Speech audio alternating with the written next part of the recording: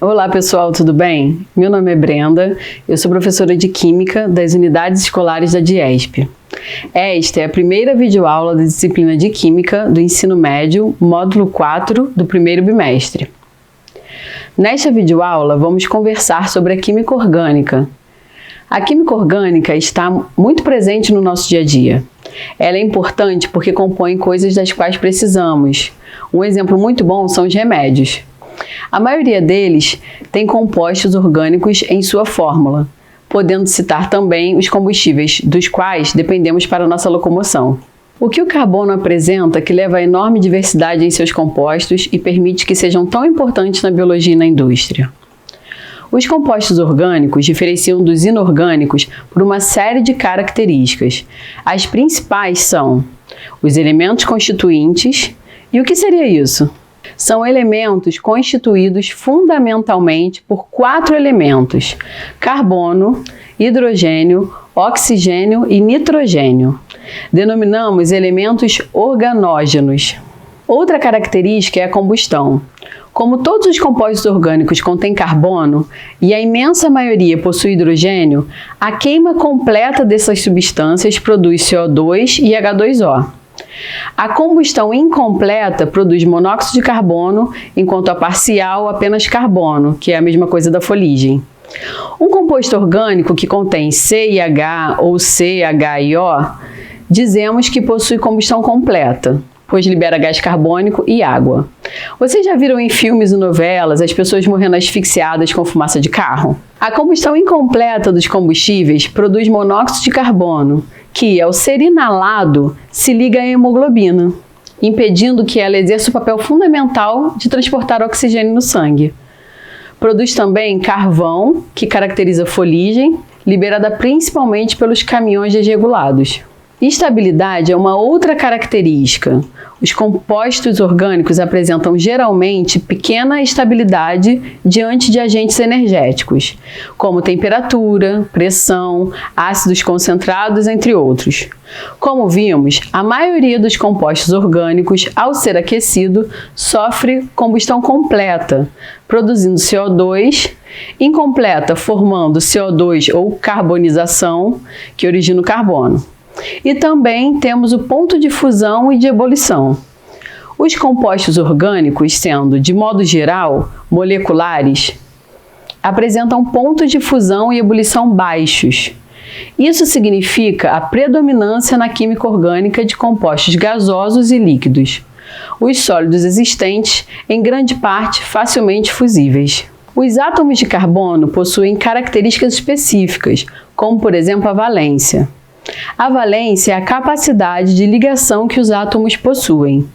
Os átomos de carbono possuem 4 valências, ou seja, podem se ligar a outros 4 átomos. Os átomos de carbono podem formar cadeias. Cadeia é o nome dado à sequência de átomos ligados entre si. Os átomos de carbono também podem unir-se entre si, utilizando uma ou mais valências. Observando modelos de várias cadeias carbônicas, os cientistas notaram que determinado átomo de carbono podia estar unido a 1, 2, 3 ou 4 átomos de carbono. Em função dessas observações, os carbonos foram classificados da seguinte forma: carbono primário, ligado a apenas outro átomo de carbono. Carbono secundário, ligado a 2 átomos de carbono. Carbono terciário, ligado a 3 átomos de carbono. E o carbono quaternário, ligado a 4 átomos de carbono, o número máximo de ligações que o carbono admite. Atualmente, são conhecidos aproximadamente 7 milhões de compostos orgânicos e apenas cerca de 200 mil substâncias inorgânicas. Esse enorme número de compostos orgânicos, formado na maioria por 4 elementos químicos, C, H, O e N, é explicável por uma propriedade muito especial do elemento carbono, a formação de cadeias. Como já vimos, a cadeia é o nome dado à sequência de átomos ligados entre si. O carbono que vocês estão vendo mostra as diversas apresentações de 2 estruturas típicas, uma cadeia aberta, outra fechada. Na fórmula estrutural plana, só se apresentam os átomos de carbono e os átomos ligados ao carbono que sejam diferentes do hidrogênio. A fórmula estrutural simplificada já apresenta os átomos. Já a representação tipo bondline apresenta traços tipo zigue-zague. As pontas corresponderão a um grupo CH3, a junção de dois traços corresponderá a um grupo CH2, a junção de três traços corresponderá a um grupo CH. E a junção de 4 traços como um sinal de mais indicará a um carbono quaternário. Devido à existência de uma grande variedade de cadeias carbônicas, foram estabelecidos alguns critérios para a classificação dos compostos orgânicos em relação à sua cadeia orgânica.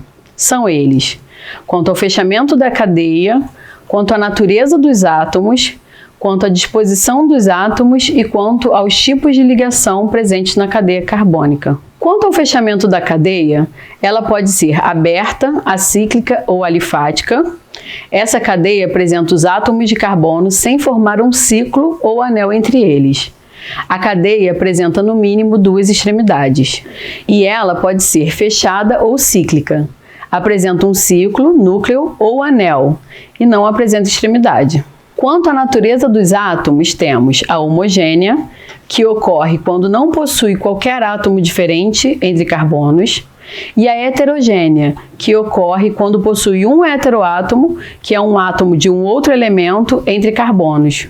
Quanto à disposição dos átomos, temos a cadeia normal, quando o encadeamento segue uma sequência única, só aparecendo carbonos primários e secundários.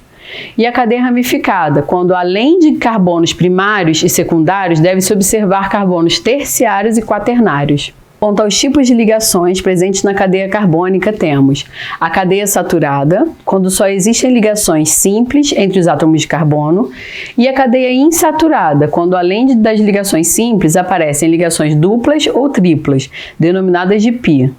Na cadeia principal, as cadeias fechadas podem ainda serem subdivididas em aromáticas e alicíclicas. As aromáticas são compostos de cadeia fechada que apresentam um ou mais anéis benzênicos. O anel benzênico forma os denominados compostos aromáticos. As alicíclicas são compostos de cadeia fechada que não apresentam o anel benzênico. As cadeias cíclicas podem ser classificadas em homocíclicas ou heterocíclicas, a depender da presença ou não de um heteroátomo no núcleo ou ciclo. Nas homocíclicas, os núcleos apresentam somente átomos de carbono entre eles. Já nas heterocíclicas, os núcleos apresentam pelo menos um heteroátomo. Um heteroátomo é um átomo diferente de carbono entre carbonos. De acordo com o número de anéis ou ciclos, as cadeias podem ser mononucleares ou polinucleares. As mononucleares possuem somente um anel ou núcleo. Já as polinucleares possuem 2 ou mais anéis ou núcleos.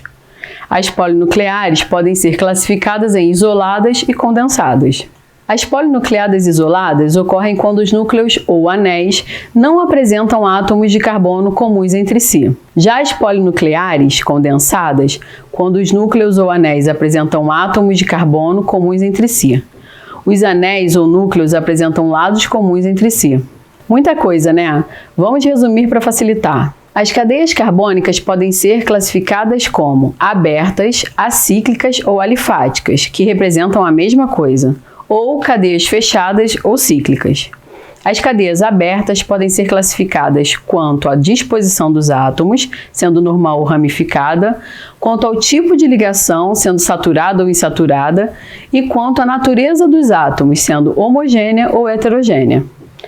As cadeias carbônicas fechadas ou cíclicas podem ser classificadas quanto à disposição dos átomos, sendo normal ou ramificada, quanto aos tipos de ligação, saturada ou insaturada, e quanto à natureza dos átomos, podendo ser homocíclica ou heterocíclica. Já as cadeias fechadas aromáticas são classificadas como mononucleares ou polinucleares, e as polinucleares se dividem em isoladas e condensadas. Espero que tenham gostado, um grande beijo e até a próxima!